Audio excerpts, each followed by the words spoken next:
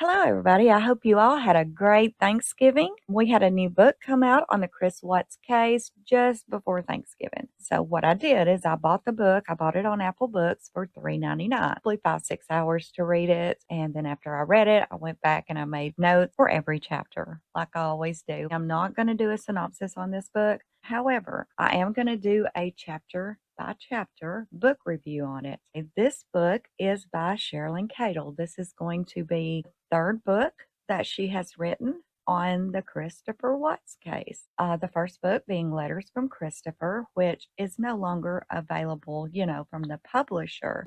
With the first book, what happened with the copyright issue, which was not as it, well, I'm not making any excuses. I'm very sorry. I ask for people to forgive me. It was not done intentionally or with malice, and I'm very sorry for that. All of that has been taken care of. It's past. Let's move forward, and I hope that you will forgive me and give me a second chance. To purchase, however, I think you can still go to Amazon, and people that bought them is reselling them sometimes, not all the time, but sometimes. As well as she wrote the book, The Murders of Christopher Watts, and then this one, The Many Faces of Christopher Watts. Okay, this is a 16-chapter book, plus the epilogue. It has 359 pages, and 186 of those 359 pages is transcripts and interviews. 160 pages of it is in-case interview, and there's also 26 pages of like the victim impact statements that was read out in the court in the sentencing, and plus DA Rourke's statement and the judge's statement from sentencing. So to start off with, I'm going to say that the book is very repetitive. I'm just being very honest. You mentioned several times throughout the book what Chris is like today and what he thinks today and what he feels today. And I find that to be odd to my knowledge and from everything I've heard her say. And of course, she could have gotten back in touch with him, but everything I've heard, she has not talked to him whatsoever since 2019. So I'm not sure how she knows what's up with him today. I don't know. Another thing she does a lot in the book is she's talking a hell of a lot about people making money on the case. What is she doing? I don't believe she's giving this book away. It was only $3.99. I get that on Apple Books. And I'm sure the hardcover and the paperback, the actual physical book, is quite more expensive. I don't even know. But throughout the book, many places, she talks about YouTubers making money on the case. Now, here's the thing. I get she put a lot of time and effort into meeting Chris, writing Chris, talking to him on the phone. I'm sure she put money on his books, maybe, so he could call her back and forth, things like that. But I just don't get the contradictory there, where we do put a hell of a lot into our equipment, our time, our internet, mics, everything we have to have. And I'm sure Sherilyn does too. She talks about even in the book that she had to rent a hotel for a couple of days, but I within the 3 years I've had my channel, I've put a hell of a lot into it as well. So for her to continue to sit and talk about people making money on the case, she even mentions Dr. Oz. Does she really think Dr. Oz does his programming for free? You can't even skip those ads, right? Dr. Phil, the news, right? The reporters on the news, they're not going into work for free. I don't know. It's annoying to me. Okay, another thing, there's a lot of sex talk in the book, like a lot. And she says Chris just talks openly about his sexual desires, fantasies, perversions, and his sex life with NK. Well, I have a hard time believing that, because just listening to Chris talk about sex in general, even in his interviews, and his confessions and things like that. And it seems as though, and again, it's hard to talk about, and you tell me if I'm wrong, but it also seems, is it accurate to say that sexually you were able to say, Nikki, this is what I would like, this is what I'm into, or blah, blah, blah, and maybe not what Shanann? Nikki just wanted she wanted to do it all the time. I was like, okay, that's me. Okay. With Shanann, it was like, hey, Sometimes it happened, sometimes it didn't. But that wasn't the case as far as that way. It wasn't just like sex or whatnot. But He just doesn't seem like somebody to me that's just going to just sit and just talk about sex all the time. I just don't see that, especially with an older lady. Like, I mean, she even said when she contacted him, she's like a grandma. So while I just don't see it. And as I mentioned, it's mostly just a book of transcripts and theories, theories. There's only just a few things, that we haven't heard before. And even with these few things, there's some of them that, no, I just can't go with. And we'll talk about that as well. She also plugs her prior book, The Murders of Christopher Watt. I've never seen another author just continuously plug their other books throughout. Another thing she does a lot in this book, a hell of a lot actually, and you may not see it the way I do. However, throughout the book, she is constantly belittling and downgrading the Watts family. It's like every time you turn around, she's taking a jab mostly at Cindy, but she's also taking jabs at Ronnie and even Jamie. The case is so popular because Ann Kay had something to do with it. I believe this case gained the attention like it did because of the way the children were disposed of, which is horrific. But I can say I believe that the reason it's still interesting, and not only just to us out here, believe you me when I tell you this case is used in training, I can assure you it is. And the reason being, it's very unique. Chris is a unique person. I mean, they couldn't get anyone to say anything bad about him. Now, I'm not defending his ass at all. I'm just saying, when you're looking back on the facts and evidence and the interviews and the questions and all this. And one of the reasons we're here is we just keep telling ourselves, Chris just does not fit the mold. Chris is not. No. Like it just blows us away what happened, right? I think that's the hardest part for us, Chris, is we see those videos, we see that love that you had for your girls. Like, it's obvious to us, and even to us, it's hard for us to understand how a dad who's given piggyback rides and, making snacks and watching princess movies and those kinds of things, how you get to that point, I don't know.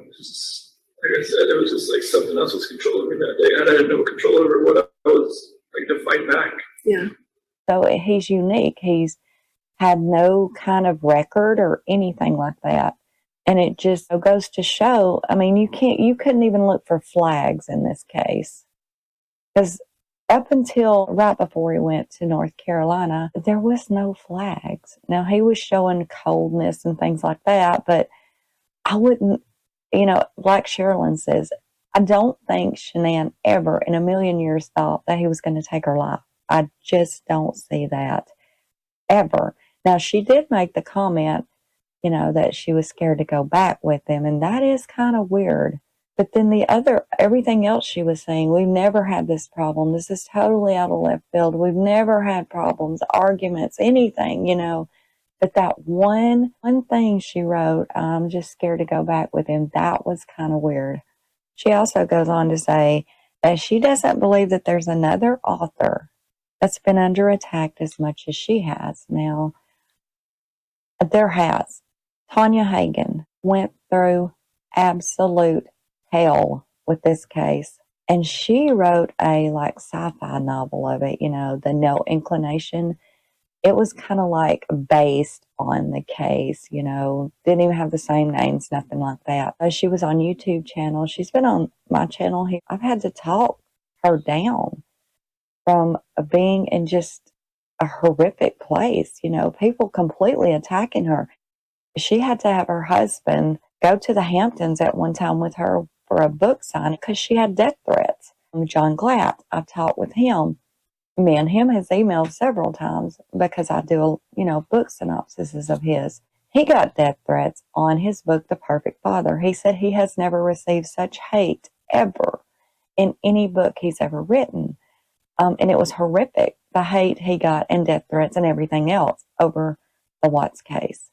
So there definitely has been other authors go through pure hell over this case.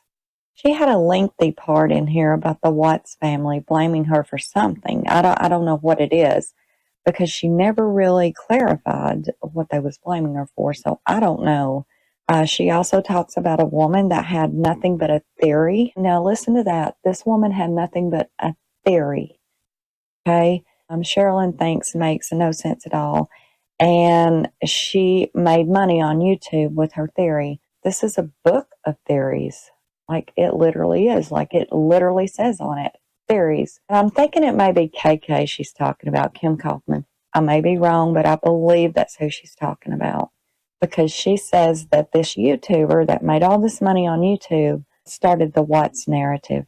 And the reason that the Watts is so mad at her and blames her or something is because she would not put their narrative in her book.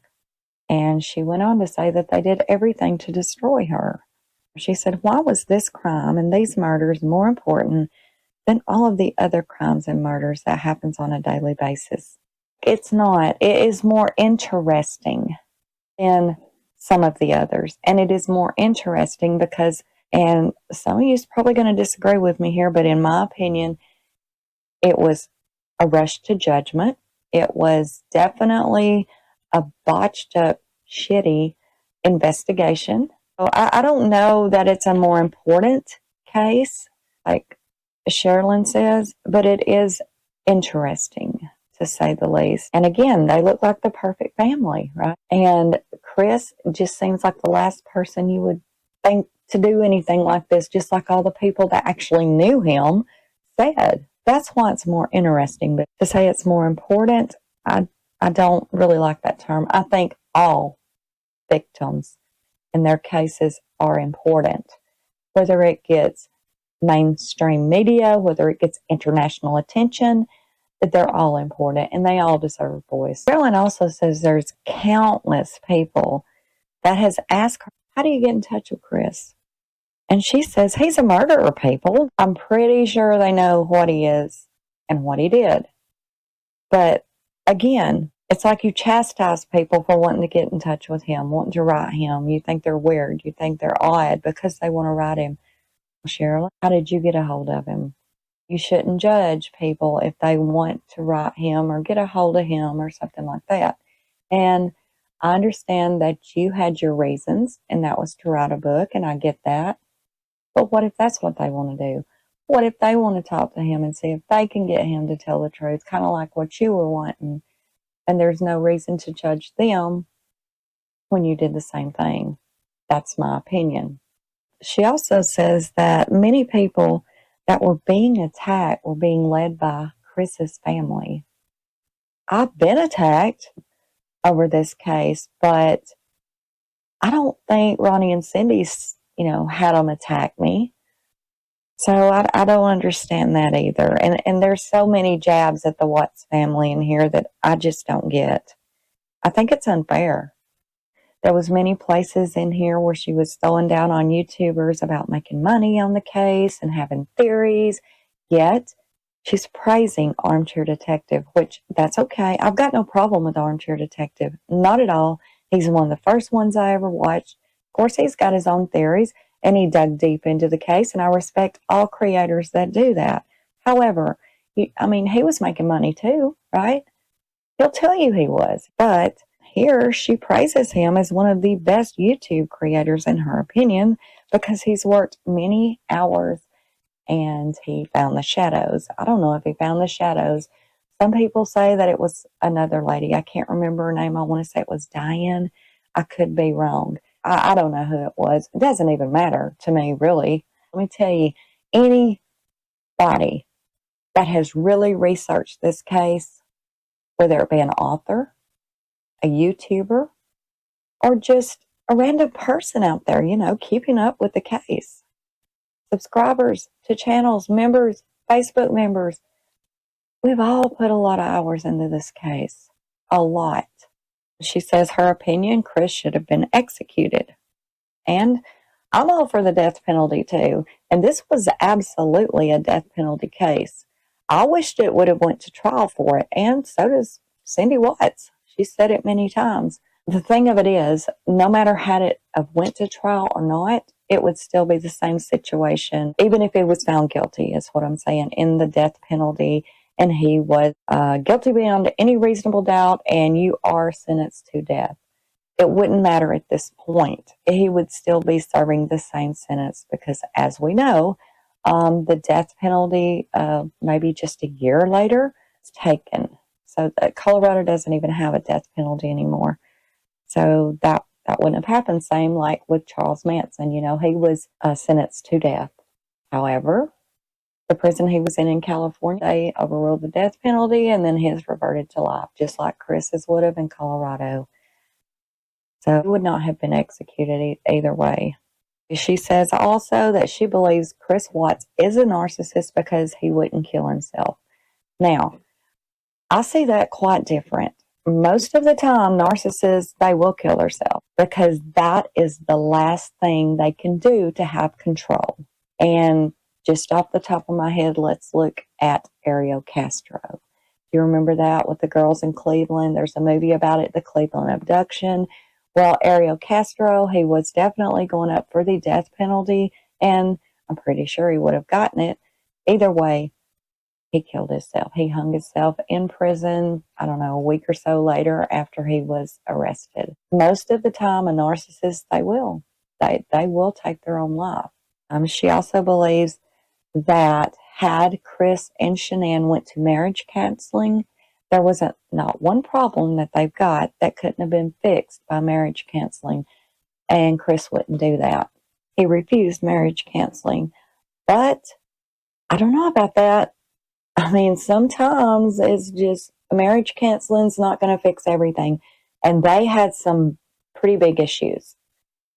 They not only had the mysteries, they had some severe financial issues.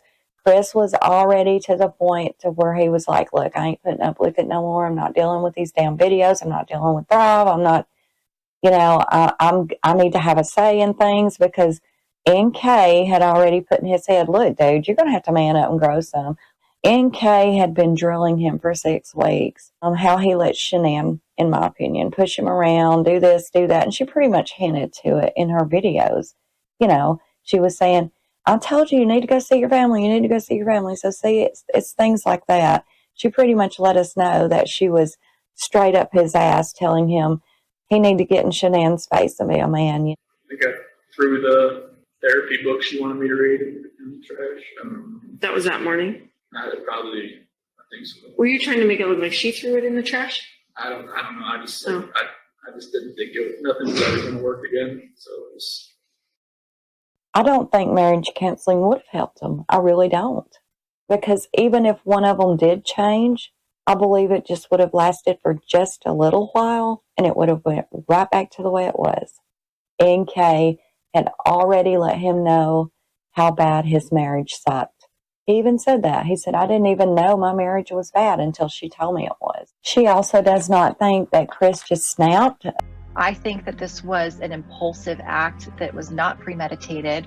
And I think that these letters are an additional attempt to gain some sympathy and even empathy from people.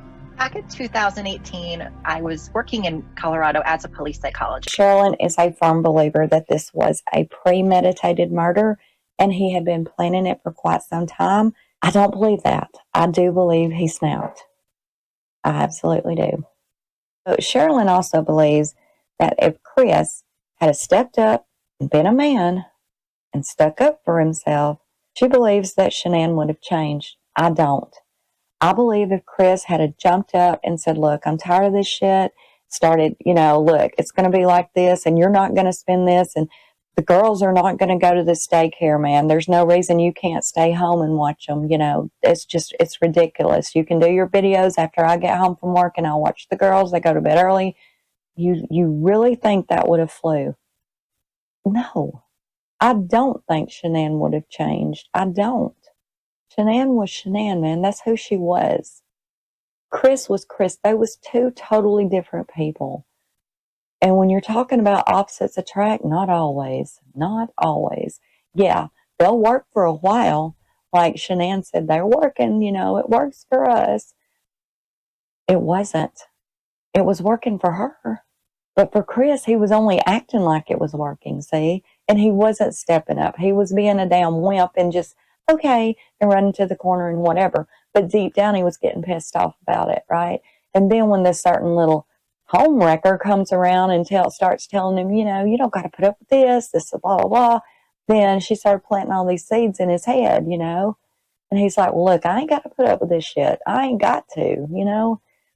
I don't think Shanann would have changed. I do not. No, I don't. And if she did, it wouldn't have been a huge change. She also says that Shanann wanted a take-charge man that would step up to the plate and be a man. And Chris wasn't that person. I don't know if she did or not. I mean, we don't know anything about Leonard. It's like, I didn't try to change her, right? Like, I just let her be, who she is. Yeah. She's like, she's gung-ho. She knows what she wants. She can go get it. Yeah. And I didn't say, hey, you can't do that. And that's what her first husband. Yeah. He controlled everything. He tried to be Sandy and it didn't work. And she turned into almost like me. She was like, she just kind of like played back and just kind of like let him do what he was doing. I think she learned after that she could just be herself. And with me, she could definitely be herself. Yeah. We don't. But you can't really go with he's an attorney, right? Because it takes a while to become attorney, and going to college. And they were married 6 years, right? So he wasn't an attorney a long time. I don't even know if he had started practicing yet by the time they divorced. And if he did, I think he was just now getting into it, maybe. So yeah, she wasn't married to some high-profile attorney. No, if he was even an attorney and has already passed his state bar and all that, by the time they divorced, then he was green. He was brand new. And I don't see Shanann having a take charge man. Like, do you think about it? Do you really see Shanann with a man that's going to tell her, you ain't doing this and you ain't doing that. We don't need that. And you're spending too much damn money. I don't see that. Shanann was Shanann. I mean, she's going to run the show. That's what she did. That's how she was comfortable. Chris did get up one time and slam the door, he said, and man, it pissed her right off. So just doing that, what the hell you think she would have did if he really just jumped up in her face? No, I don't see that. Okay, the introduction ends with her talking about the book just being different theories and the stories that's out there. She says everything that she says in the book is either her opinion or her belief or what Chris told her. And they are just her opinions, not facts. Now, she clarifies that at the introduction. So there again, like she was really putting down people for their theories and they made money off their theories. And this book, you have to buy it. On chapter 1, she talks about Chris being an odd child that wasn't any trouble. This is what Cindy Watts told her. And then she goes into his childhood and his teen years and talks about that. She calls Chris a mama's boy. I don't see it that way. I've talked to Cindy myself, and I actually see it quite the opposite. Chris was not good to his mom, y'all. He really wasn't. Like, he gave his mom hell. Now, he was a daddy's boy. He always wanted to be with his dad and hang out with his dad and all that. She also talks about when Chris was young, him going into the bathroom and repenting and praying over and over. And when his mom had asked him, what is he repenting about? What is he praying about? He wouldn't tell her. And Sherilyn questions that in the book. She's like, I wonder why he was doing that. Well, I have my opinion. I do think Chris was bi, and I do think that he had what he thought from being raised in the religion he was raised in, what he thought was an abomination, and that's having unpure thoughts about someone of the same sex. Or maybe he did have a boyfriend, I mean, it's possible it could have happened. Maybe that's, but personally, I think that is a hell of a likely of what all this repenting he was doing was. Okay, really early into the first chapter, she already starts taking jabs at his family. And you say that you have caught all this hell and you've been attacked and this, that, and the other. Well, why send hatred towards them? Both of those families are victims, both of them. Those families could have mended together, in my opinion, without social media trying to run in there and start making sides. They had it planned, and his dad loved those kids. He did, I feel sorry for his family. They gotta go through a whole lot. Right. I could imagine what they're going through. They lost nieces and their son.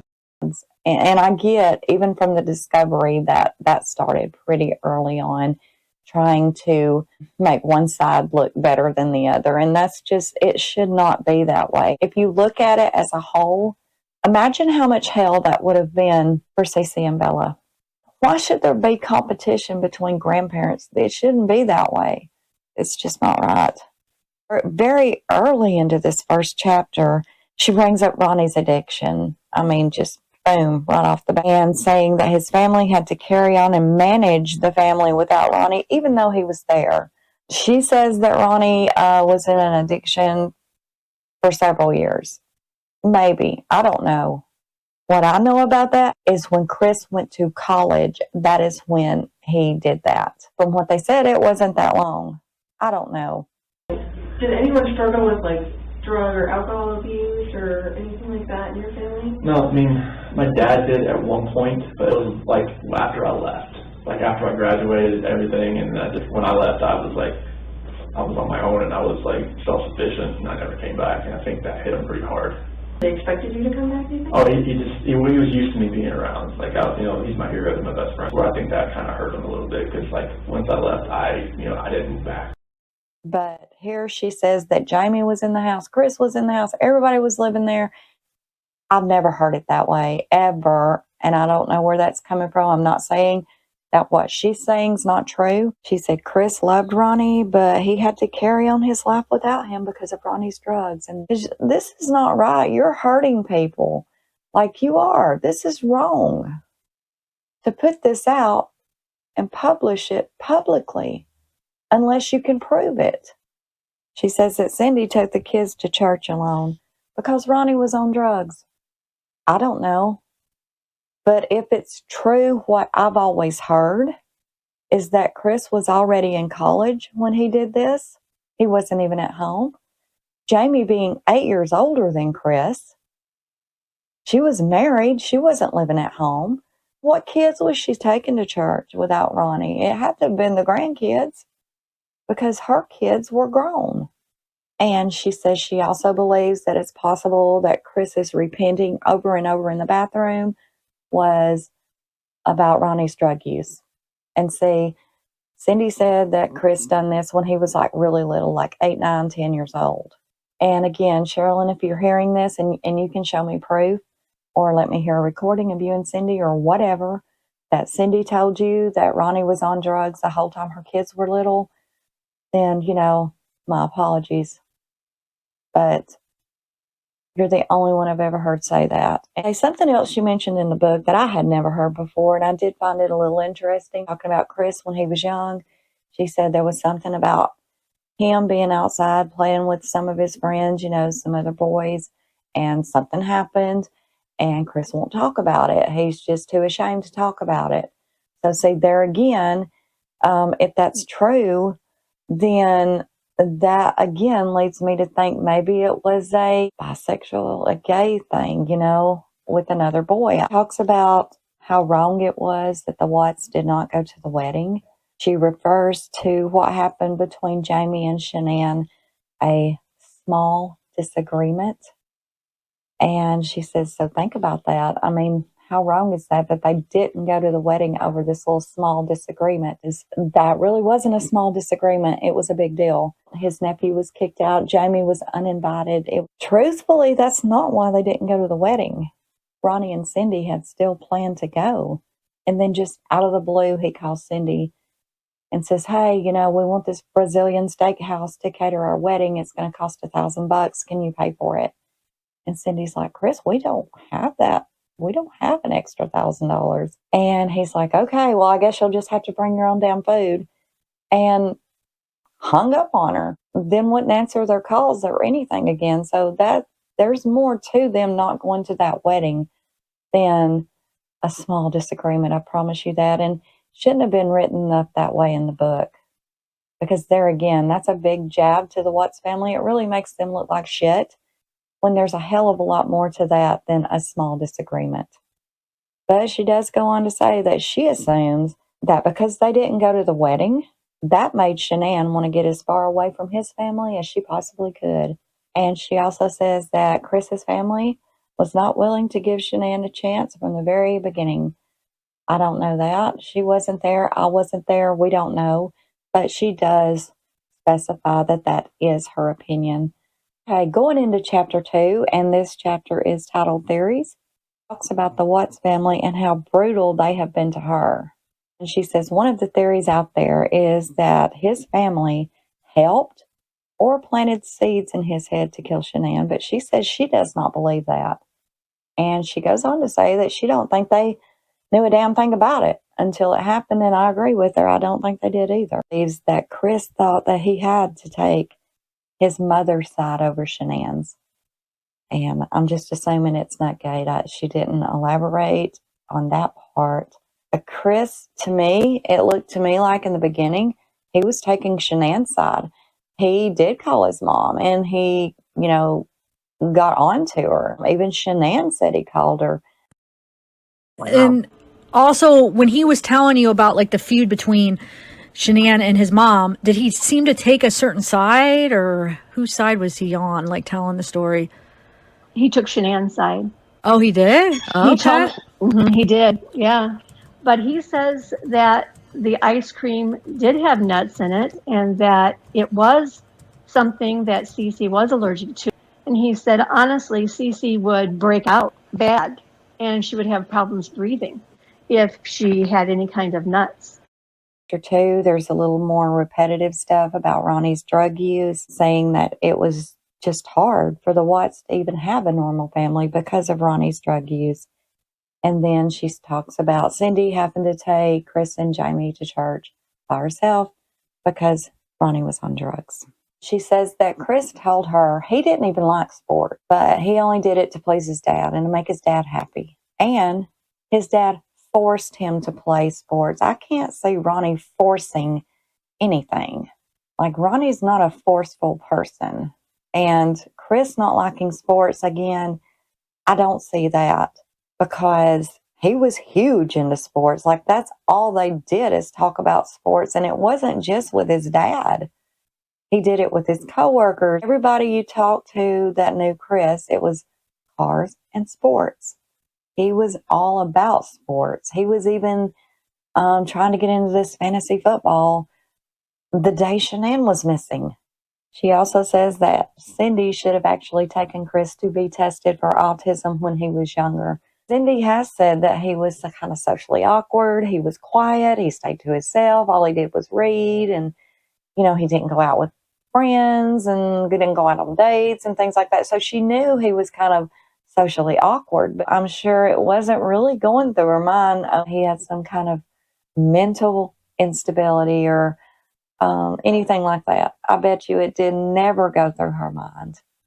Chapter 3 is when they were wed. And it starts with her talking about Chris meeting Shanann. She points out how amazing, beautiful, motivated, and accomplished Shanann was and how she had a big, beautiful, large home of her own.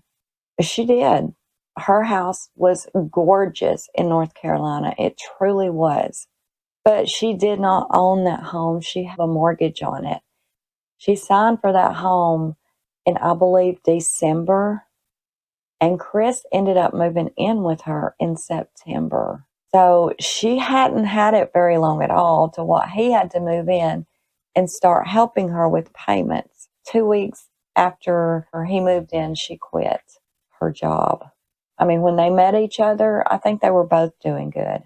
Chris was renting an apartment and I think it was Mooresville is where North Carolina is where he was working, and he had worked there for 6-8 years. He had just bought a new car and he had all this money in savings. And then here, Shanann, she was driving an Escalade. You know, she had her job at Dirty South. I'm assuming she worked on commissions for the most part, and she was one hell of a seller. So she was doing really good there too. And there again, we have seen her beautiful house, and it was gorgeous. But the thing of it is, she did not own it. Like, to me, that's a big difference in owning it and having a mortgage. Yeah, it's your house, but so is a rental house as long as you're paying the rent on it. You know what I mean? So, but she needs to remind people that she was married to an attorney. And she speculates that she probably did get money out of the divorce to build her home. And maybe that money came from her divorce. And that's possible, you know, the down payment. But I don't think her and Leonard actually owned their home. I think they were still renting at the time. And they didn't have any children. So I don't know, unless it was 401ks or something, what they would have split up in a divorce. He said he really couldn't even remember when they got married or got divorced, which I find very odd. And then she says them moving to Colorado gave Cindy a reason to hate Shanann. And see, I don't see that either. When you can see them up there, and Cindy went up there to visit, she stayed with her when Cece was born. They would go there twice a year. A lot of people says twice a year ain't shit. It kind of is when it's across the country and you have full-time jobs here at your own home. Twice a year is pretty good. That's every 6 months to go spend like a week. That's a pretty good effort. I mean, it's not like you just drive across the road. And I get that the Rusak family literally moved in with them for nearly 2 years, but the Watts just wasn't in a place where they could do that. They just wasn't. And there should be no hard feelings to them for that. She also said that Chris told her while they was living with the Deets that there started being problems there. And those problems just escalated to a point that they just couldn't get past them. And that ended their friendships with the Deets. And the problems was between Shanann and the Deets. And this is what Chris told Sherilyn. We don't know what the problems is, obviously. Gina Deets was great when she came out and she spoke about Shanann, you know, after she had passed away, and talked about, you know, how she was a nanny for them. And she had no ill words about her whatsoever. I find that very respectable of her not doing that when obviously there had been some problems with her and Shanann. And she goes on and says that Shanann made about $70,000 a year. She done so good at the company that they issued her a Lexus. I have never seen any proof of how much she made with Thrive. Also says that Cindy told her that Shanann wasn't allowed to be alone with the kids.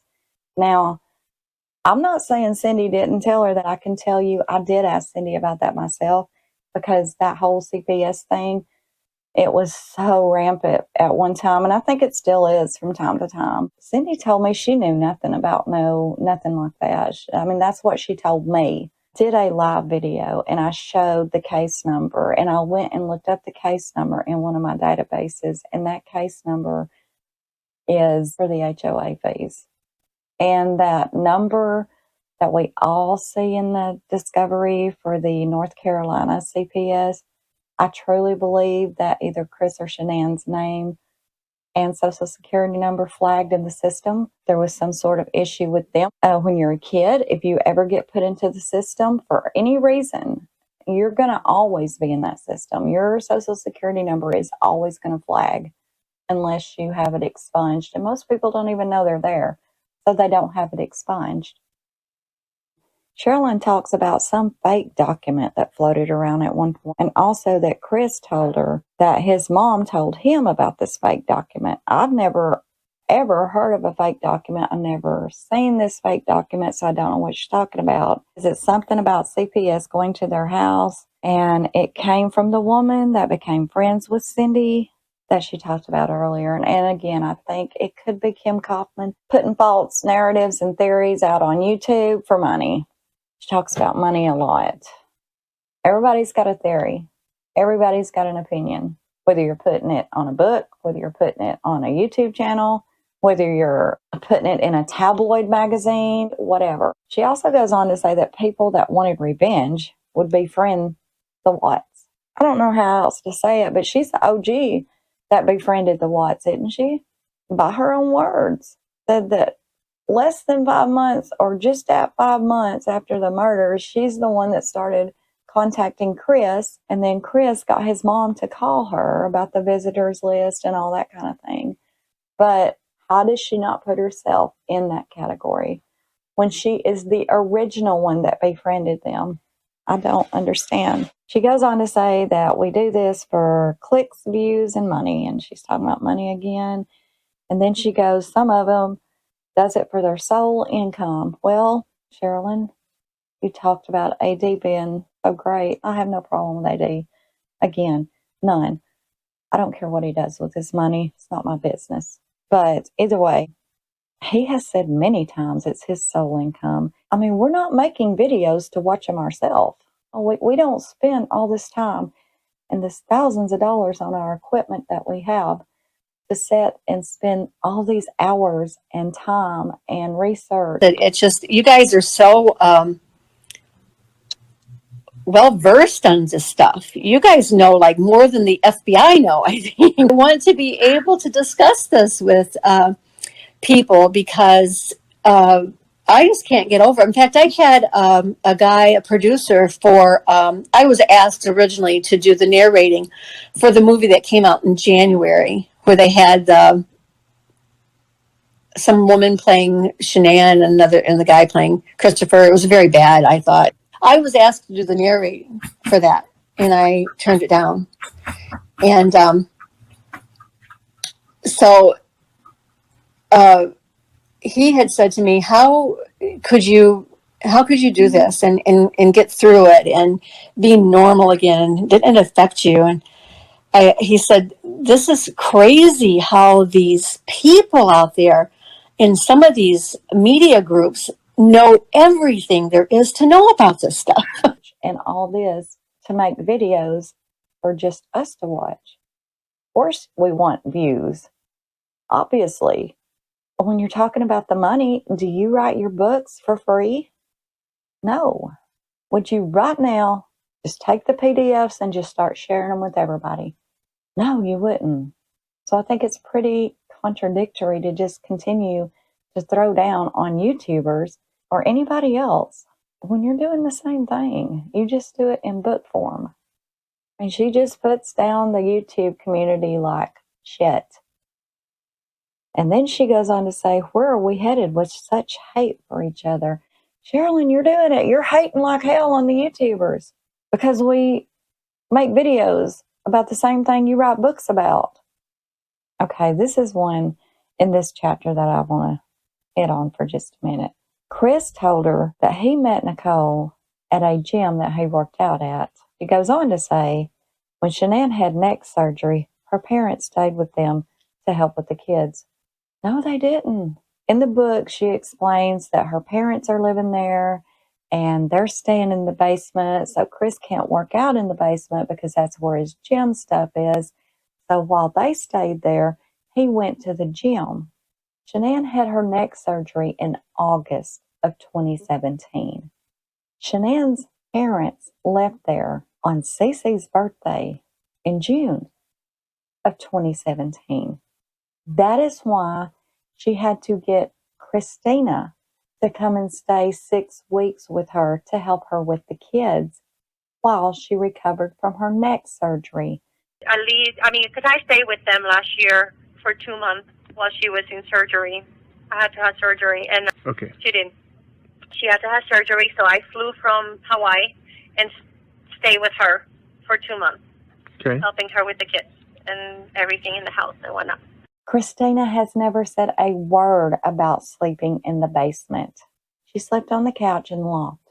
And those little fold-out couch beds, you know, that the kids had, the little sofa beds, that's where her little girl slept. Okay, going into chapter 4, it's called The Gentle Murderer. She talks about Nicole being much more into Chris than she claimed she was, and about Nicole just coming out of a bad relationship.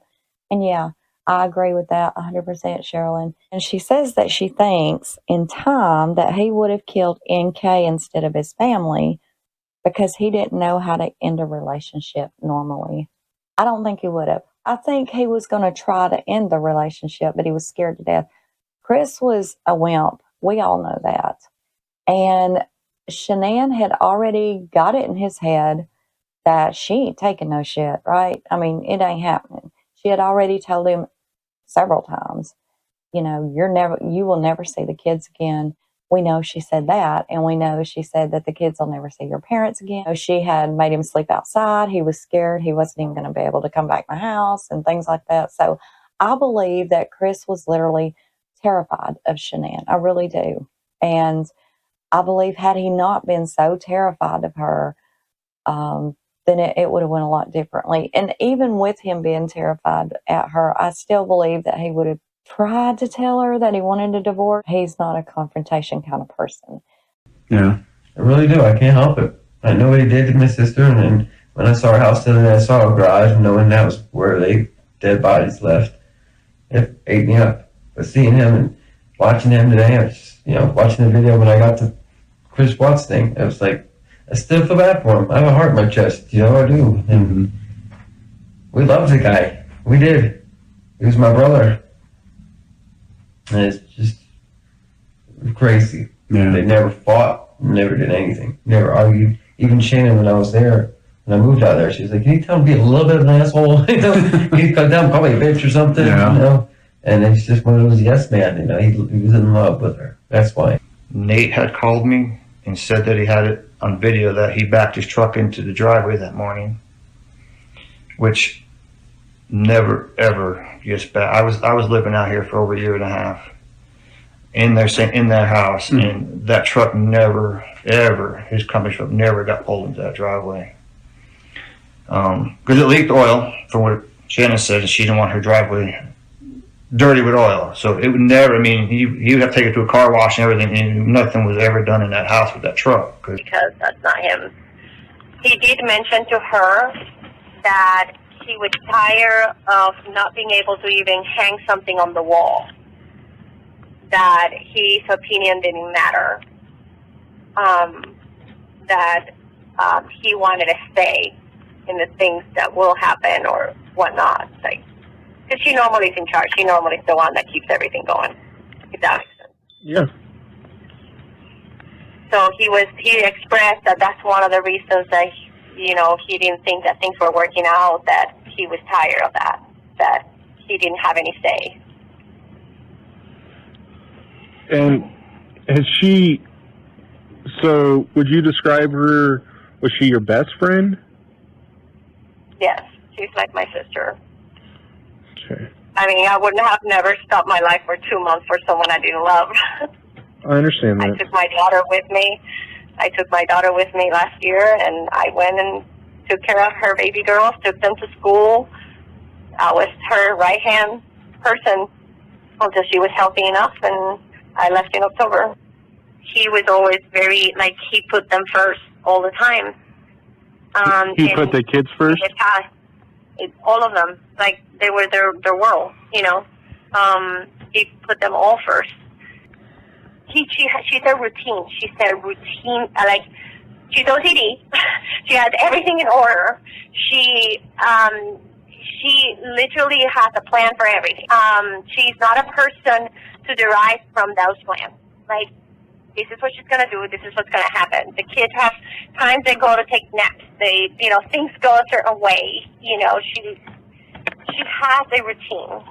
Even what she wears, even the flip-flops that she wears. He'll say it, and then if somebody bucks back up to him, he sticks his tail between his legs, and he humbles down, goes to the corner, and I'm sorry kind of thing, But this time he just wasn't going to do it. Nope, he just snapped, and that's what I believe. He said Chris told her on the 4th of July when Nicole went over to his house that at that point, he was kind of getting bored with the relationship with Nicole. Now, you got to look at it this way, too. Her birthday was the day before, July the 3rd. Look at her birthday cards. That doesn't sound like, to me, somebody that's getting bored with somebody and just tired of the relationship. By July the 4th, they had actually only been dating 2 or 3 days, if you want to go by their timeline, because she was out of town for her birthday, remember, and then she came back. And on July the 3rd, they went out to eat. He gave her these cards, all this other kind of stuff. So the very next day, on July the 4th, he was already bored with it. I don't think so. And I'm not saying Chris didn't tell her that, but I don't believe that. She also goes on to say that Chris told her that they had relations on the kitchen counter because NK said she wanted to leave her mark. Like I said earlier, I just don't see Chris being somebody that just sits around and talks about sex, all the time. To sit there and talk about it to this older woman, I don't know. It just doesn't sound right to me. And she believes that Chris got the oxy from NK, and it was for a miscarriage. So it makes me wonder, was it oxytocin? And he was just referring to it as oxy because oxytocin does induce labor. That's what it is. And it also is used to up your sex drive. Oxytocin, in my opinion, hit the narrative from what Chris was saying, why he gave it to her more than anything. I'm Dr. Sashikala Hande. I'm a consultant obstetrician and gynecologist. Oxytocin is given in 2 stages. One is in pregnancy, second is after delivery. Now, sometimes we need to induce labor because many women may not get labor pains even at the end of their term. So, oxytocin is used to induce labor pains, that is to start labor pains. Secondly, oxytocin is also used to increase the labor pains. A woman may go into labor naturally on her own, but at times these contractions are not enough to dilate the womb and for delivery process. So we need to increase these pains. At that time also oxytocin is used in a very minimal quantity. Sherilyn also believes that the only reason Nicole went to work at Anadarko was possibly just to hook up with Chris. She also says in here that he's the one that asked Nicole to go to a park with him one day after work. I don't think he asked her to go to that park because she said herself that they met up at a park close to her dad's. Sherilyn also goes on to say that when they met up at this park, this was also during the time that they were going to San Diego. And again, that's not so. They went to San Diego before Shanann ever went to North Carolina. Frank Sr. stayed with the kids and then he flew back to North Carolina with Shanann. They didn't meet at the park until Shanann was already in North Carolina, so that's not so.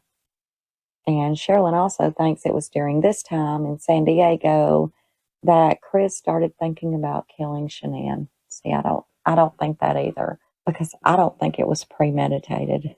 She said that when she was talking to Chris about Nicole Kessinger, that it became very clear to her that Chris had a sex addiction.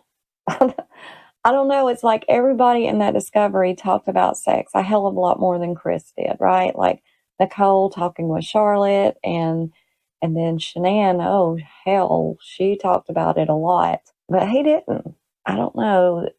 Sherilyn seems to think Chris is the sex fiend, which he could very well be. He was a virgin until he met Shanann. Looks like if he was a sex addict, he would have been a little more active before he was like 24 years old. Because I never had a girlfriend in high school, so it's kind of like she never like really stayed. Now I turned 18, I graduated, I never moved back. Okay. At home, so I just moved back and forth. So how old were you when you met Shanann? I was 25. It was 2010. So No serious girlfriends before that? nothing more than 6 months or so. There was some girls here and there, but just more than like last girlfriend I had, never did that. But it's more of like I was kind of like helping her get through her divorce. It seemed like she went on to somebody else. I'm like, oh, You're the rebound guy? the rebound guy, pretty much. But that's how it goes. Sherilyn also believes that Chris daydreamed about killing Shanann way before he met Nicole. There again, Chris said he didn't even know anything was wrong with his marriage until he met Nicole. She also says that some of the relations that him and Nicole engaged in were so perverted that he told her that he will take them to his grave. And there again, I believe that's bisexual things, gay sex, whatever you want to call it. She says Chris told her about threesomes, using objects. She personally also believes they probably had orgies. So see, there's a lot of sex talk in this book. like a lot. Sherilyn believes that Jim and Charlotte joined in with them as well. She also believes that he had a gay encounter. I believe he had several gay encounters myself. And Sherilyn wonders to herself how he can function in prison with strong sex drive and his desires.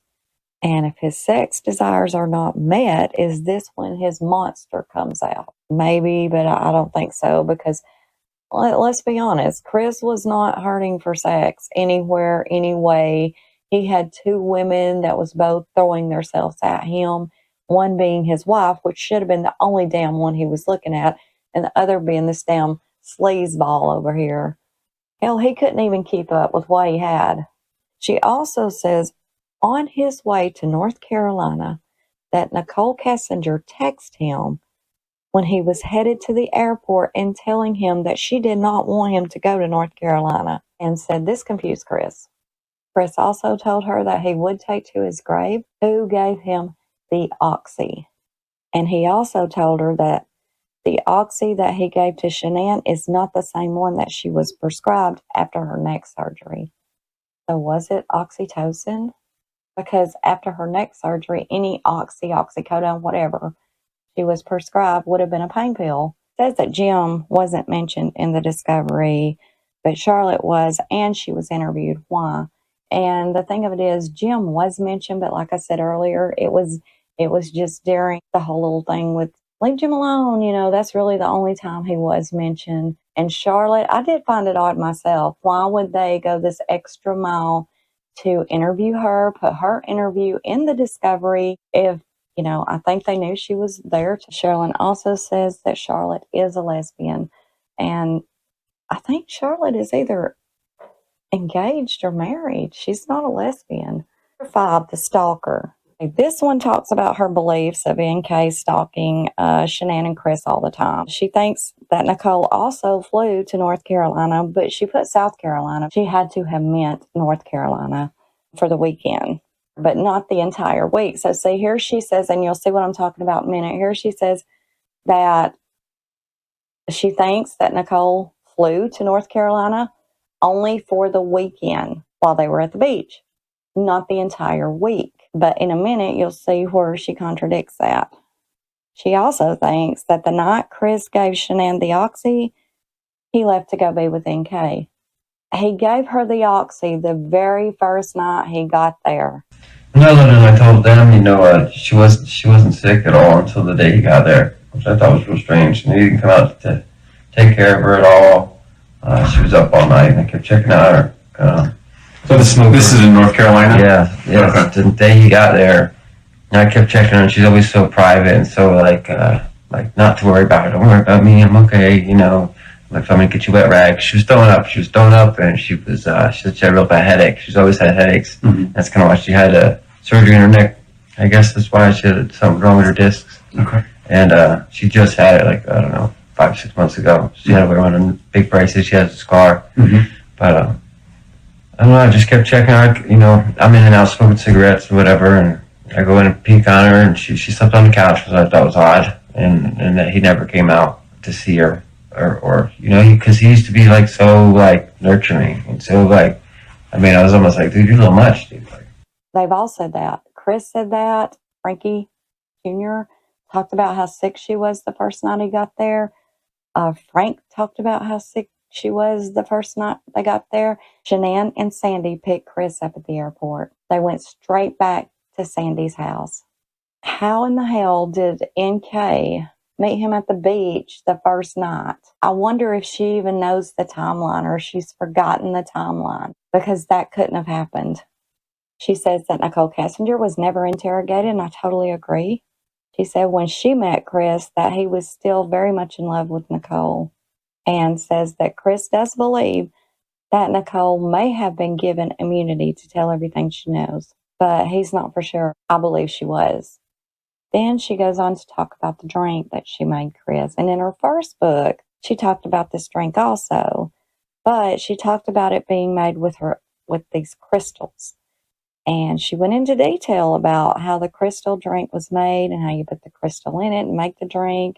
Now, here's the thing. I was watching TV one night with my grandkids, a little show called Riverdale. It's a series. And they were talking about scopolamine, devil's breath. It came on back during the time, it was very early on in the case, and we was all, just gotten the discovery, and he said he just can't remember.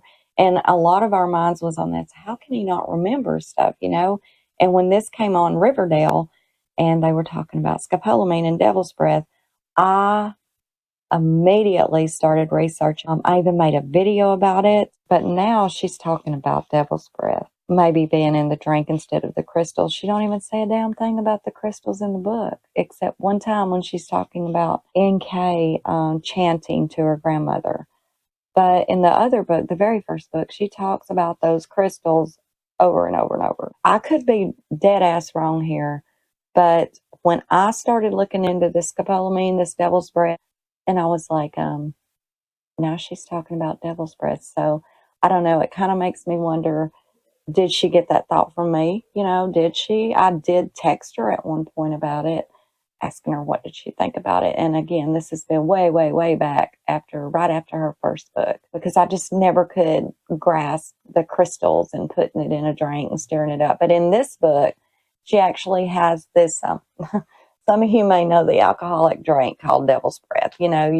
Club, you can get Bloody Marys, you can get Sex on the Beach, all these drinks, Well, there is a drink called Devil's Breath, and she actually puts the recipe to the bar drink, Devil's Breath, in the book, the one with the vodka and all that. But no, the Devil's Breath I was talking about is, and she does talk about that as well, the tree, the powder that you blow in the face. She literally goes into detail about the whole Vice video that's out there, the world's scariest drug, She literally just totally does a synopsis on that whole video in the book. Somebody else may have talked about devil's breath, but truly, in this case, honestly, I can say I didn't hear anyone speak about devil's breath or scopolamine until I did. And I'm not trying to take credit, and I'm not trying to, I was the one that found it. But I'm just saying, she goes on to talk about how awful Cindy was and how she treated Shanann so bad because she tried to protect Cece during Nutgate.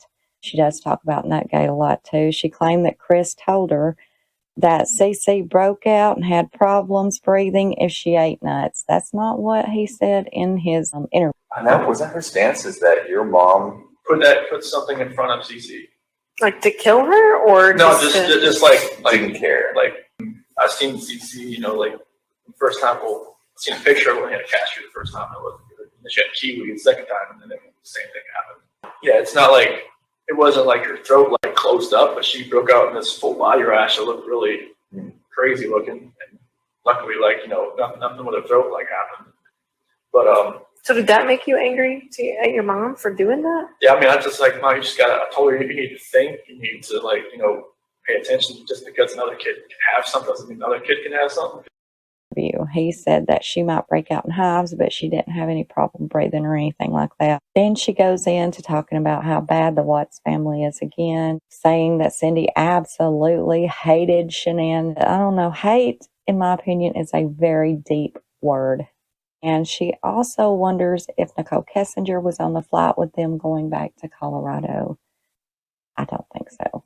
Chapter 6 is called Bad Theories. And she starts here talking about her prior book and how it should be bought and read because Chris's letters are in there. Sherilyn tells the whole theory in the book. That's just the gist of it. And Sherilyn says she does not believe that theory.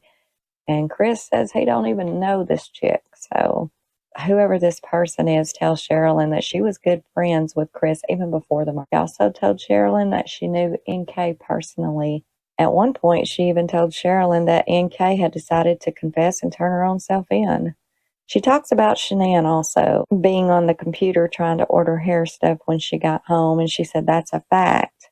If it wasn't her, it was Chris doing it. No, that was, I'm pretty sure that was confirmed that it was an auto ship for that Monet hair stuff, and nobody was actually ordering it. Chapter 7. The name of this chapter is NK's New Name. Sherilyn claims that thorough and tremendous research has went into getting NK's new name and address. I don't really understand why. I don't see why anyone would even want her new name and address, especially name a whole chapter of a book NK's new name. Sherilyn says that she is 100% sure that she knows it all now. Someone she knows through her voting records. I have looked at NK's voting records, and I can tell you she's a registered Democratic voter. That's it. That's all I can tell you. I don't care about deep diving and following her voting records to see what her address and name is. It just doesn't even matter. I mean, even if we knew her new name and address, I mean, what could we do with it, right? Doesn't even make sense. She goes on to say, for her own and NK's protection, she's not going to tell you her new name. However, she will tell you that her middle name is now Lee. What? When the discovery dropped, it distinctively shows you her middle name is Lee, so that's nothing new. And she also goes on to say that Chris told her that NK was in the area of his house the morning of the murders. Again, we knew that. The phone ping, that's nothing new. She also says that Chris told her that he had decided on the day that Shanann told him that she was pregnant that he would start seeing NK. You just didn't seem happy. Like, you know what I mean? Like, Yeah, I don't remember the video much. I know maybe I already felt guilty about talking to Nikki at work. yeah. Maybe that was going through my head. Is that the potential timing? Does that make sense? Okay. I don't remember the video, what day the video was, but I knew I kind of met Nikki around June 1st. I knew afterwards. When you say met her, you mean went on a date with her? No, I didn't go on a date with her until she was in North Carolina. Oh, okay. There's flirting stuff. Yeah, I mean, there was natural flirting back and forth, and I was just I knew that with that video timing, I probably just looked like I was felt guilty for even talking to the girl at work. You probably did, right? Yeah. And they didn't even start their Anadarko emails until June. So I don't know. She also says that Chris's family was against a third pregnancy for them. I don't know. I've never heard the Watts say that, and they could have. I'm not going to say they didn't. However, what I will say is Frank Sr., Shanann's dad, said they were worried about her having a third pregnancy. That's why we're worried about her having a third one, because plus her having lupus and everything else. It's very rare that someone that has lupus will get pregnant, and she did, and then she had another one. And then when I heard she was having another one, I'm like, Shannon, you sure? We're worried about you. Even with Celeste, we because she probably did have a problem with Bella. That's why we're so worried about her with Celeste. And I'm fine. And, parents are worried about, you're doing, right. I want a baby, but, you come first. Right. So with that, we know we've heard her parents say that they were worried about a third pregnancy with her, but I don't know. She says it was his family. Of course, she says everything in here about his family. Now here she says that Chris seems like he's uneasy talking about his and NK's sex life. Well, if he really told her all this stuff she's put in here, sounds like he is a very wide open book about it. Just goes into more repetitive talk about their sex, threesomes, orgies, even talking about swingers in this chapter. Here's what really got me in this chapter. I don't know who, he's not giving any names, but she says that someone told her that NK said she was disappointed in the size of Chris's male organ, and she couldn't get pleased by his male organ.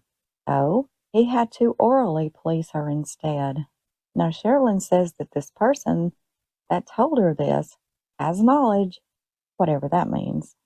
But she goes on to say that the oral worked and the oral was very pleasing to NK. She goes on to say that Chris told her that he took the girls to the park and NK was there one time and she met the girls, but the girls just thought she was just another random person at the park and NK even talked to them. Now, I believe that could be possible I could see that happening, and I 100% believe that NK met the girls. I also think she met them in Chris's house and in her apartment, both. Then she talks some about the girls' autopsy, and then she goes from talking about their autopsy straight to the next paragraph. I mean, right under the autopsy talk. She starts talking about NK meeting Chris at Anadarko when going to work there in April of 2018. But she thinks Chris referred her to go there to get a job because she says that they knew each other for a while before she started working at Anadarko because they had met at the gym when he was going to the gym when Shanann had her neck surgery. And again, we've already talked about that. Sherilyn also says that she knows Chris planned to blow up Serby that morning. And anyone that knows me knows that I do not believe that there was any sort of planned explosion for several many reasons I'm not going to get into again, but I don't believe in the explosion theory at all. She goes on to say NK had him look up the lyrics to Battery, and she tells you to listen to that song. You will be shocked how exact the song is to what happened. Actually, I love Metallica, and Battery is a good song, but Battery is about a place, a street, like a club name where they used to perform back when they first got together as a band, like before they were even known. Sherilyn also says that NK became one of the most hated women in the world because she ran away and went into hiding. NK's not liked at all. Like, she's just not. I can't stand her because of her cold, callous, don't give a damn attitude. Not to mention being a homewrecker, but there's many of those. But it's just the way she acted and talked when she knew that Shanann and those babies had been murdered, and even where they were. But as far as saying she's the most hated woman in the world, no, I can think of many, many women that makes her look like a saint. Carla Homolka, Lisa Montgomery, Diane Downs. She's definitely not the most hated woman in the world. Sherilyn also says, and she's been saying this a while, and I'll show you, but she says that the bag we see in the cam footage is NK's clothing. She says that that bag with NK's clothes had been in that house, the bottom of those stairs, since either July the 4th or the 14th when she was over there. Remember the bag that he had sitting at the bottom of the stairs? When the police came in and they asked him something about that bag, and he said, oh, it was some clothes that were being given away, because those clothes were NK's clothes. She had changed clothes and left them there. I think on July the 4th or July the 14th. And the one day they left and went out someplace to a museum. I don't know. I'd have to look at my notes now again to see if that was the day they went to the museum or to or someplace. But anyway, she changed clothes at his house, and she supposedly forgot her clothes. Well, those were her clothes that were in that bag. Now keep in mind, Shanann came home from Colorado before she left to go to Arizona. A day or two. I don't remember what it was. But either way, do you think her walking in her house and seeing this strange backpack laying right there in the damn living room, she's not going to go, what's in this bag, and open it and see some woman's clothes? I don't believe that. This is the suitcase she had yesterday. The stuff she had last night. What's this? This is. It's just some Anadarko stuff. Is that your stuff? Yeah, that's some stuff I was going to give to people because they don't fit me anymore. Oh, these are your jeans? Yeah, it's like 38s. They're way too big now. I think it was Chris's clothes. Chris had him a bag of clothes packed, and I think he was planning to grab that bag of clothes and go to NK's with the key she gave him and stay with her. Because when he told Shanann he wanted a divorce and when she kicked him out like he fully expected her to do, he was just going to grab that bag and go to NK's. I don't think, no way in hell, NK's clothes would have stayed there for a month. She goes on to say that Chris told her that NK slept in Shanann and Chris's bed. She ends this chapter assuring her readers that Chris has never received letters or anything from NK since he's been locked up, and he has no idea of her new name or her address. Say that NK is hiding from him and doesn't want to face him, and she assures us of that. Chapter 8, NK's interview. This is just 160 pages of NK's interview from the discovery, copied and pasted into the book. Chapter 9 is called The Missing Chapter. She says the missing chapter from her prior book is entirely her theory, and she feels her theory is fully backed by evidence. I think we all feel that way about our theories. Then at the start of the chapter, she plugs her book, Murders of Christopher Watts, twice in one paragraph at the very start of this chapter. Okay, Sherilyn's theory, a lot of us has heard her even talk about it on random YouTube. She's visited several and talks about her theory, and she talks about it in the book as well. Her theory is about dark activity, mind-altering drinks, mind control, NK's religion, pagan religion, Satya Consulting Yoga Studio, which is NK's business, or was till she closed it, crystals, devil's breath, Wicca. She also says that in the discovery, it says that Chris was searching for diamonds for NK. It doesn't. It does say he was looking up some stone. I can't remember the name. Some stone he was searching to get for her, but not diamonds. Oh, wouldn't that be something if we find out that he's not the one who did it? I mean, take the hit for her? Did he really love her that much? I mean, she certainly threw him under the bus. I don't know. In my mind, I believe he killed all three of them, all four of them, counting the baby. I don't think they had the wrong. He did mention his searches about crystal. And then, the DA had mentioned that he was searching for jewelry. And he said he was not searching for jewelry. It was a crystal, a certain crystal that NK wanted, and he wanted to be able to buy it for her. So he was searching crystals to see if he could find, that crystal by her, which, in my opinion, again, but this woman, very strange, believes in crystals will help you get places. She would talk to her grandmother through a crystal.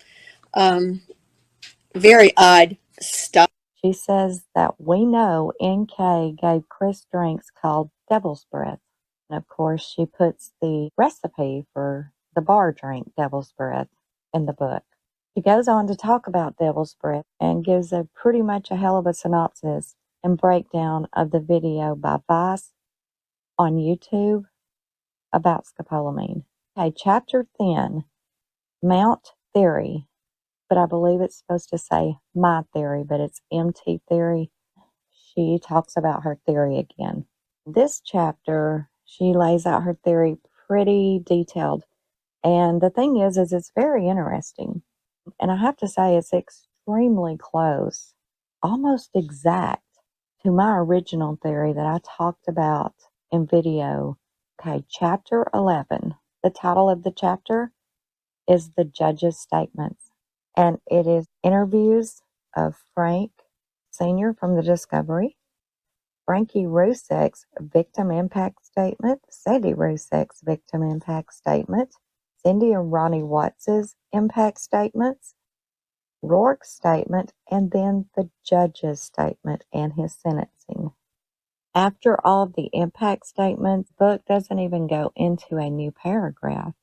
Like I was having a hard time finding, because I was just scrolling through all that, because I've heard it a million times, so I'm not going to sit and read it all. But I was having a hard time finding the end because there's not another paragraph. It doesn't start a new chapter or anything. It's just like when the judge gets done talking, it's just a new sentence. Anyway, and she'll go back into her own theory again. She's talking about NK wooing Chris with sex. So we're talking about sex again.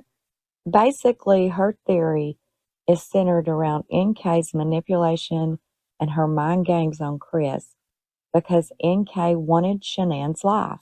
I'm not going to say that her theory is bad. Obviously, it's very plausible in my opinion. The only thing that's very different in my original theory and hers is she thinks that Chris planned the murders way in advance. I do not think it was premeditated. I think he snapped. Sherilyn also thinks that NK flew to North Carolina and she stayed close to Chris and Shanann. She believes that Chris was seeing NK when he left the motel room instead of talking to her on the phone. Well, I don't believe NK went to North Carolina because Chris's phone records show that he was sending her photos. She was sending him photos. They were texting, calling each other back and forth. Nothing, literally nothing points to her flying to North Carolina in the evidence, nothing. He talks about this picture. There's this woman in the background at the beach, and she says that looks like NK. And there for a while, everybody was like, oh God, this is NK in the infamous brown bikini. It's not even the same bikini. Like, this is not NK. But then again, she goes on to plug her prior book again about the Nutgate story, more repetitive talk about Nutgate. She says she is not sure why Cindy could not respect Shanann's wishes of not feeding her girls nuts. Cindy did not feed the kids nuts. Now that is very unfair to anyone that doesn't know this case and they read this. That is just taking another jab at Cindy and more repetitive talk about Nutgate. She also talks about Celesta's birthday party, saying that the Watts were invited, but they didn't attend it. And Sherilyn says it looks like a pattern to her, you know, of the Watts not going to things, of Chris and Shanann or their kids. Here's the thing. Shanann's last words to Cindy Watts was telling her she would never see the kids again, even going as far as saying Chris will never see his parents again. You know, like when the whole thing with my parents happened, with my parents called them Nutgate. Nutgate. Somebody called them Nutgate. I haven't heard that. I haven't heard that either. I guess what people call it. Okay. But that was like another out. Like, you know, maybe I could have just like stopped everything with Nikki and just kind of concentrated on helping like whatever happened there. Because like, Shannon had a story, my mom had a story. Like, you know, whatever happened, I probably asked my 10-year-old nephew. Probably can tell me what actually happened. I didn't talk to my parents from then on until like August 6th. And like, you know, my dad took that whole week off. You didn't talk to your parents from then on? Yeah. Oh, okay. Yeah, because like Shanann was like, do not talk to them, do not call them, do not do anything. Is that what she said? Yeah. And Cece's birthday was 17th, but I think the actual birthday party was like a couple days after. In August? July. Yeah. And like my mom or my dad was going to go, and like my mom or my dad was going to go. Allergies and stuff like that. Shannon made him, and I was like, no, I just can't do it anymore. Just like because he perceived that as her taking a shot type thing. Yeah. Okay. She always says she never, you know, put those posts directed at anybody, but she had a method. If you read them, you know who she's talking about. She had a method to the madness, and you can see it. Mm-hmm. But I wish I could have just took more time just to fix that. Yeah. Like I wanted my parents to be involved. Like since. Now that doesn't sound like an invitation to a birthday party to me.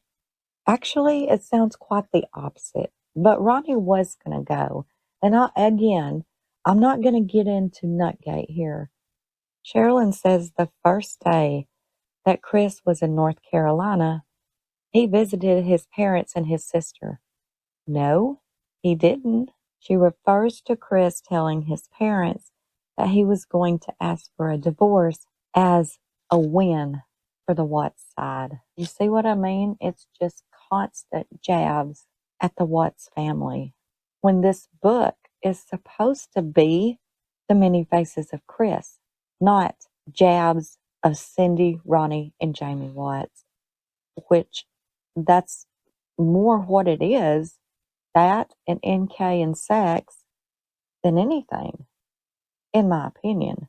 He says that the night after he left his parents, on the first night, is when he put the oxy in her throat. I'm pretty sure some of you listening to this review know the case, and there's really no reason for me to even tell you why that's so wrong. He did give her the oxy on the first night he was there. He admitted that. And again, I think it's possibly oxytocin, but either way, it was the first night, but it damn sure wasn't after he left his parents. But then, just as soon as she says that, she goes, "Where did he get the oxy?" And she does not think that he brought it with him to North Carolina. Well, then how did he give it to her the first night? He then talks about NK going to North Carolina and seeing him and his family before he gave it to her. So earlier she said that she don't think NK went for the whole week. She flew out there later to be with him on the weekend at the beach. But now she's saying that NK must have been there the first night too. And NK, I guess, gave it to him. She also talks about him going to the nursing home to see his grandma. Again, that was done. Shanann took him to the nursing home with the kids. It was his grandmother's birthday party. Then he took the kids back to her, and he left the nursing home with his dad to go back to have like a little barbecue. So that definitely wasn't on the first date either, Sherilyn.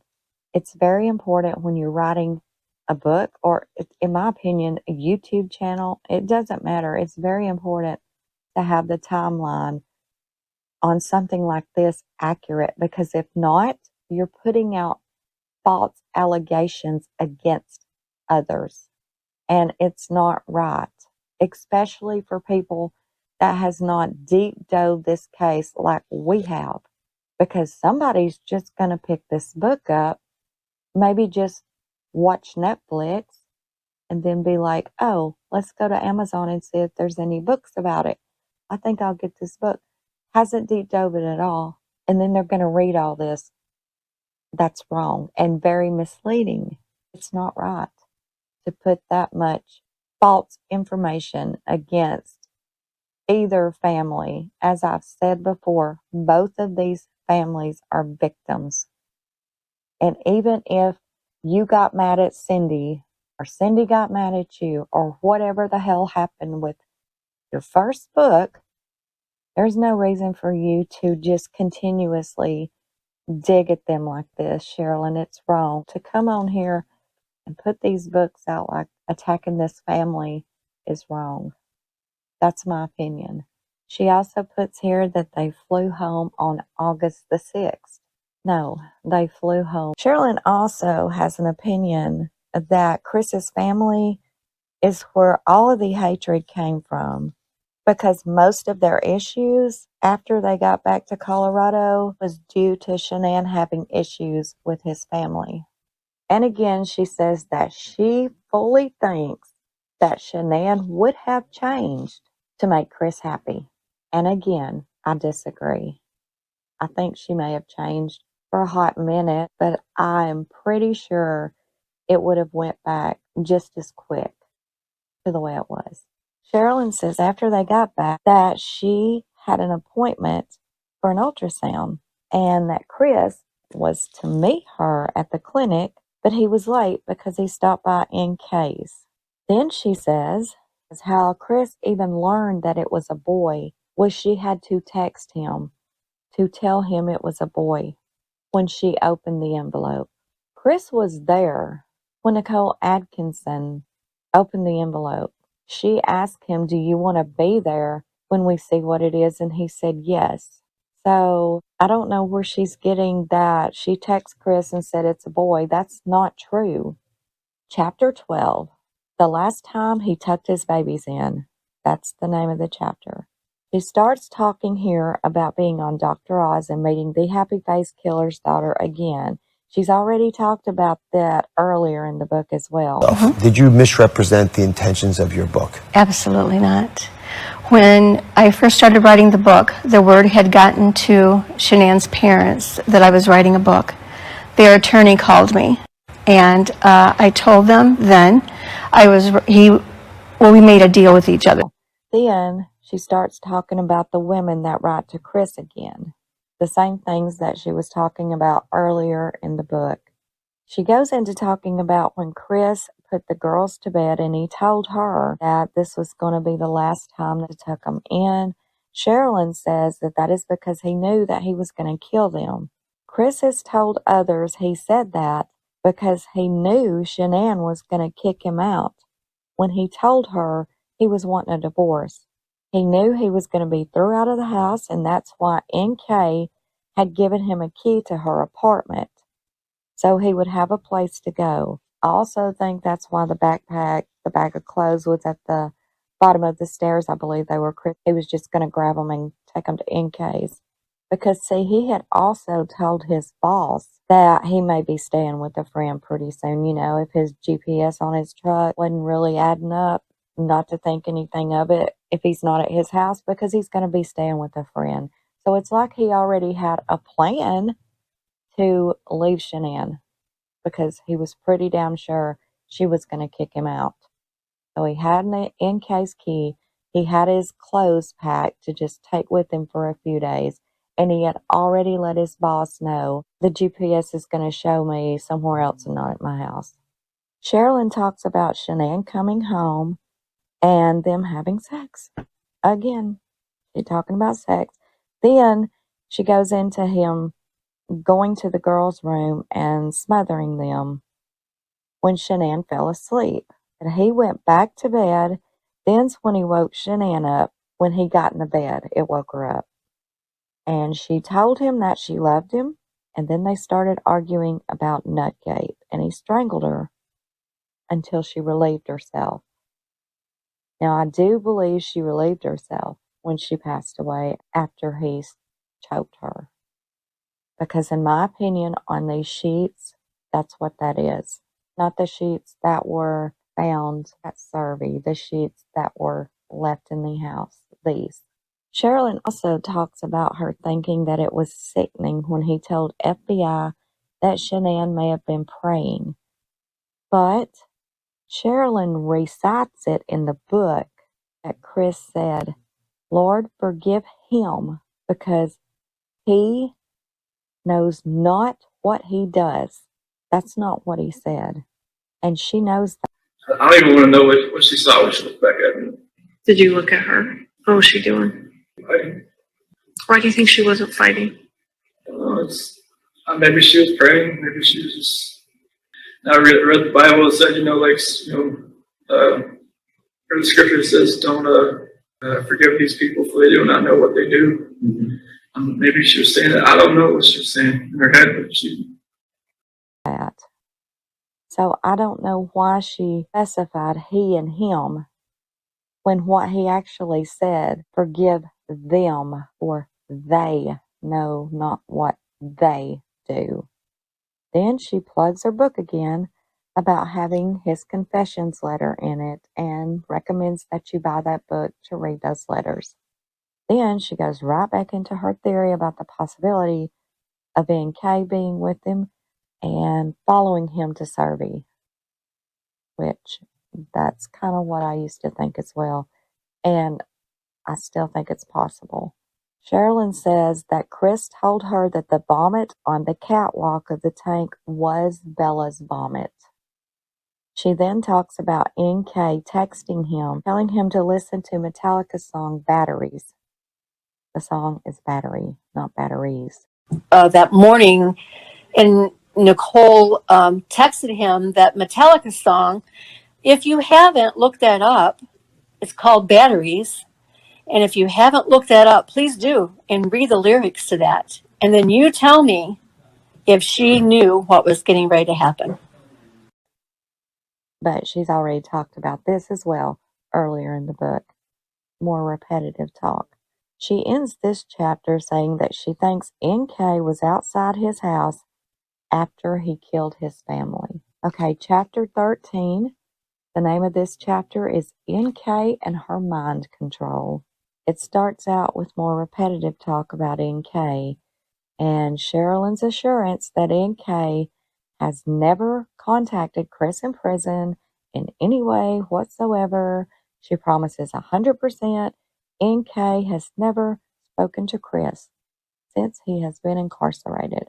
Like, who cares if they're talking? I could care less. She talks about the obvious deceptions by NK in her interviews, and yes, we know there's a bunch of those. And she also questions why law enforcement never looked into her deception. And I don't understand why they didn't either. And then she talks about how NK controlled the interviews. It's all repetitive talk from earlier in the book, but it's all true. I mean, that is very true about NK. Sherilyn says that from the very beginning, NK was only looked at by law enforcement as someone that was trying to help. That is the narrative that law enforcement started putting out for her after August the 15th. Okay, before then, they were stalking her house out. They had search warrants on her vehicle, on her home, on her electronic devices. So before the 15th, she was looked at as suspect. But then on the 15th, after she called them at 9, whatever it was that morning, then is when she started being looked at trying to help.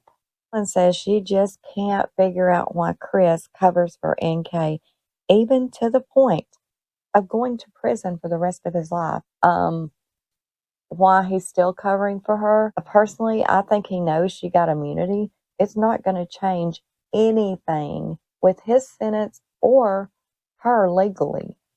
It's pointless to even say anything about her involvement. If it would change something, he might, but it's not going to. That's my opinion. And going into chapter 14, it is titled The Truth Be Told. Sherilyn does not understand why people want to change the story to fit their beliefs. We don't have a true story yet. So how are you changing the story when we don't have the whole story? She goes back into NK's mind control and instigating Chris to get rid of his family. Then she goes back into Shanann being attacked by Cindy over Nutgate. She starts talking about that again. Then she starts talking about the woman that befriended Cindy for YouTube money that she talked about earlier in the book, which again I think is Kim Kaufman. And then she goes back into the drinks that NK gave Chris. She also says that the 5 weeks that Shanann was in North Carolina, Chris felt free again. And he had no one to answer to but his mother. Like, I'm pretty damn sure while Shanann was in North Carolina for those 5 weeks. So where does that even come from? Pretty sure he wasn't playing Mother May I during those 5 weeks. Sherilyn says she talks to many murderers and they're all narcissistic and conniving. And she's talking about looking into Chris's eyes and talking to him when he was in prison. And just to be honest, she talks about that a lot, like a hell of a lot, like to the point of I am sick of hearing about her looking into his eyes. Well, and I have to be able to take a deep breath here because I have, as of recent, been very emotional over some of this.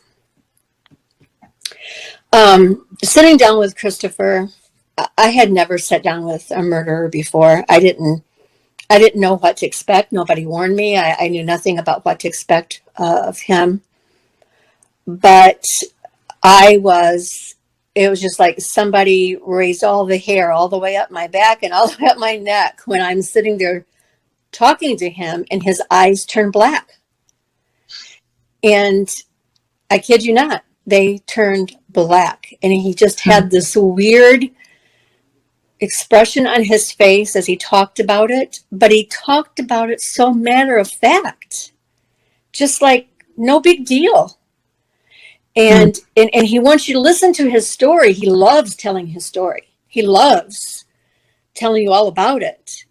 But he wants you to somehow not be affected, but and to think that he is just this really nice guy that just got sucked into something by Satan that would have never happened to him had he not been affected by Satan or by NK and her group and her following and that type of thing. So I remember the day walking up to the prison the first time, and I'm like, what am I doing? Have I lost my mind? I mean, I'm such a city girl, somebody that has been sheltered and lived in a bubble my whole life. And then all of a sudden now I'm in this world. And I mean, I love true crime. I've always enjoyed true crime and, you know, going through everything that you can find, you read about it, looking at the pictures and all of this. But this case really goes beyond, as we know, our average case. I mean, it's worse than the Bundy stories or the Stephen Avery story or, you know, any of those. She also says that she has a dear Christian friend, now listen to this, who also writes to Chris and tries to put light into his life. What? Okay, she's been basically bashing the hell out of anyone who writes Chris or even wants to. But the one who writes Chris to brighten his days and his life is a dear Christian friend of hers. Sherilyn even says that she has wrote Chris for a couple of years after she gave her Chris's address. She added something that this woman told her about Chris, and in part it says, Chris does not shift blame for his actions on anyone else. He accepted that he will be in prison for the remainder of his life. Chris does not want to be released and doesn't want people trying to get the case reopened. Nothing will change his life sentence. And he don't know why NK pinged there, and he doesn't remember anyone else being there. Chris said that NK is into witchcraft and she played a huge role in everything. And she says that Chris blames his parents. Also, this dear friend that talks with Sherilyn thinks that NK planned everything and maybe even helped him dispose of the bodies. Jim is not innocent either, in her opinion, and thinks that Chris knew Shanann would beat his ass if she knew that he was cheating on her, because she ruled that house and the family. And Chris was scared to death to tell her that he had cheated on her. She also thinks Chris was belittled by Shanann. He walked on eggshells. He was afraid to speak up, etc., etc. And NK would pep talk him to stand up to Shanann. NK instigated him to be a man to Shanann. Chris was terrified of her. If it was NK or Jim that killed the kids, Chris has no way of proving it anyway. He's going to spend the rest of his life in prison, no matter what. So, why should he ruin NK and Jim's life also? It's not going to change anything for him or bring his family back. So what's the point? Now this is all coming from Sherilyn's dear friend, whoever that is. NK controlled him with her female organs. And this friend thinks that there was sadistic rituals by NK. And Chris wants people to stop making a spectacle of this case because it's hurting people by doing that. Chapter 15, Christopher's Forever Home. Sherilyn says that Chris works in the prison hospital now. I'm not really sure how that's possible when he has zero medical training background. And the last I heard from his parents, not very long ago, is he was working in the kitchen slicing meat. But she says that he also has a girlfriend now named Lexi, and Lexi contacted Sherilyn and asked her for her opinion. Sherilyn says that Lexi is well aware that Chris has a sex addiction. And Lexi looks like Shanann. Imagine that. Sherilyn says that Chris can have no human touch or a hug. Well, we see pictures of him with his parents, and they're touching. Then she talks about gay prison sex with another man because human touch is needed. Really talks about sex a lot, don't she? Sherilyn says that he gets lots of letters, and many of these letters have money in them. $10, $20, or even more. You can't send cash in letters to prisons. There's apps that you have to download to put money onto their books. They can't have cash. Then she starts talking about NK and Jim and Chris don't want to ruin their lives, and it's more repetitive talk there. She says that Chris will not appeal his case, and she knows that for a fact. He can't appeal his case. Like, time's ran out. It's exhausted. He can't do that. The only thing he could do is a 35C, and he has no interest in that. Chris doesn't want out of prison. Like, he's content where he's at. He's accepted where he's at. Sherilyn says, is it him or his family that keeps this case going? Neither one. It's us. It's her. Tabloids, it's news, it's mainstream media. That's what keeps this case going. Sherilyn, it's your books. It's my YouTube channel. It's all the other creators that talk about this case. It is Netflix, Lifetime, A&E, HLN. That's what keeps the case going. Chris and Shanann's families have no peace in their life, and his family would do almost anything to get Chris freed. No, maybe at one point, but now, no, they're not trying to get him freed at all. They've accepted it. And yes, both families have been through hell. I can't even imagine. Then she talks more about Chris not being able to go to his parents' funerals or even be with them when they become ill. Chris and Shanann's families want to believe that NK is to blame. Then she goes back to NK's mind control and games that she played for competition. Okay, going into chapter 16, The Dark Calling. It starts out about watching TV on August the 14th and the porch interview, and she knew that he was lying because he was smiling. She tells about writing Chris when he got to Dodge, and he didn't write back. He never did write her back until the third letter that she wrote him. Chris told Sherilyn that he wanted to clear Shanann's name. Her and her husband went to Dodge about a month after he started writing her. Her first visit with him was through a glass window and on a telephone, and then it went to occasional visits and phone calls. She ends this chapter and her book with asking people to please join her Facebook group. The epilogue is titled Hope to Talk to You Later. She explains the narrative of the book is her theory. She hopes that she won't write another book about Chris Watts. This book was because everyone wanted and needed a true update. I didn't really see any updates in it, did you? Let me know below. And she says justice cannot be found until NK is investigated. Then she goes into more about her theory of mind control and NK wanting Shanann's life.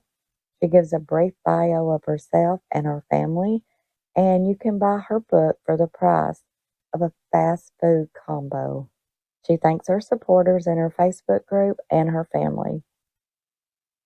She ends the epilogue with plugging her other books on Amazon and a new book of 15 people who have been murdered that is coming soon. Thank you so much for watching, and do not forget to subscribe, like, share, and leave us a comment below on your thoughts of this video. And until next time, this is UnJustified.